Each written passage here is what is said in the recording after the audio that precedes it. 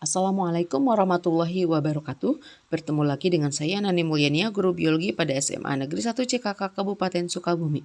Pada video pembelajaran kali ini saya akan menyampaikan materi tentang pembelahan sel secara meiosis. Hai, kamu pernah mendengar istilah meiosis sebelumnya? Atau pernah nggak sih kamu membaca tentang meiosis di suatu tempat? Ya, meiosis ada pada materi pembelahan sel. Di kelas 12, pastinya kamu sudah mengenal materi gen, DNA, RNA, dan kromosom yang berkaitan dengan pewarisan sifat dari orang tua kepada keturunannya, yaitu biasa disebut dengan istilah hereditas. Proses pewarisan sifat dari sel induk kepada sel anaknya tidak terlepas dari dua macam pembelahan sel, yaitu pembelahan mitosis dan meiosis.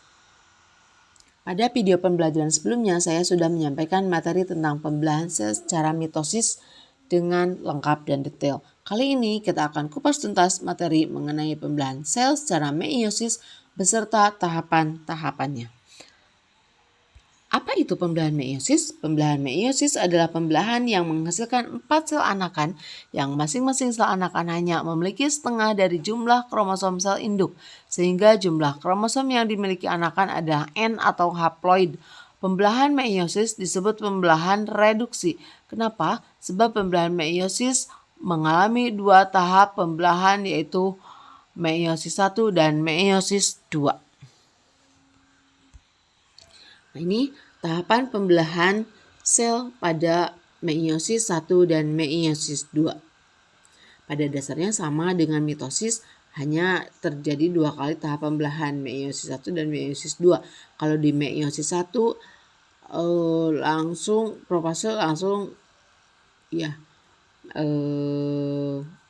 PMAT ya, profase, metafase, anafase, dan telopase. Tapi kalau di meiosis ada meiosis 1 dan meiosis 2. Fase pembelahan meiosis 1 diawali dari tahap propase. Pada propase 1, membran inti mulai rusak menjadi bagian-bagian kecil yang disebut fragmen. Kromosom sudah mengganda dan memadat. Selain itu terjadi pindah silang atau pertukaran segmen molekul DNA yang sesuai di antara kromatid non-saudara. Yang kedua, tahap metafase.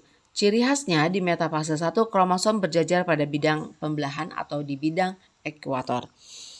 Nah, pada tahap ini kita bisa melihat bentuk kromosom dengan jelas.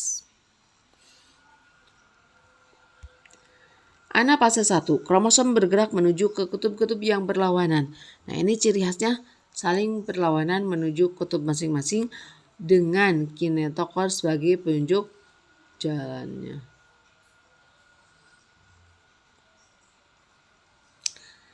Kemudian telopase 1. Pada telopase, kromosom homolog memisah dan bergerak ke kutub-kutub yang berlawanan. Membran inti mulai terbentuk kembali dan terbentuk dua sel anakan yang bersifat haploid.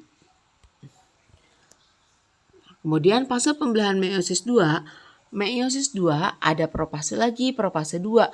Pada propase 2, membran inti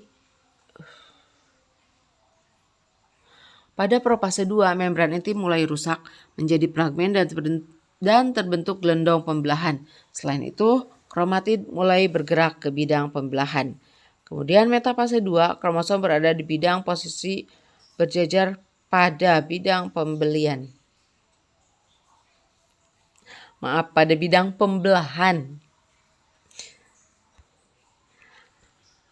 Anafase 2. Pada tahap anafase 2, kromosom bergerak menuju ke kutub-kutub yang berlawanan. Dan terakhir yaitu di telopase 2. Pada tahap ini, membran ini mulai terbentuk kembali dan akan terbentuk 4 sel yang bersifat haploid. Mungkin hanya itu yang dapat saya sampaikan pada video pembelajaran kali ini. Kurang dan lebihnya mohon maaf. Oh iya, sebelumnya mungkin di antara kalian sudah paham belum mengenai materi pembelahan sel secara meiosis? Wah, pembelahan meiosis cukup panjang ya. Ternyata perjalanannya tidak mudah dan membutuhkan waktu. Mungkin kamu juga merasakan hal yang sama ketika mencoba memahami materi ini.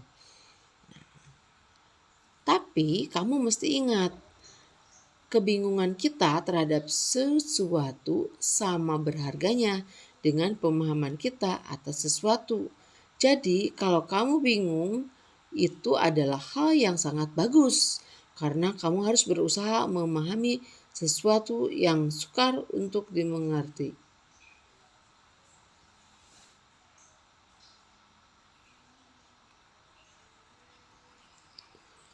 Oke, hanya itu yang dapat saya sampaikan pada video pembelajaran kali ini.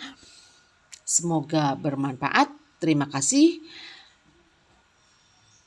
Wallahu muwaffiq ila aqwamit thoriq. Wassalamualaikum warahmatullahi wabarakatuh.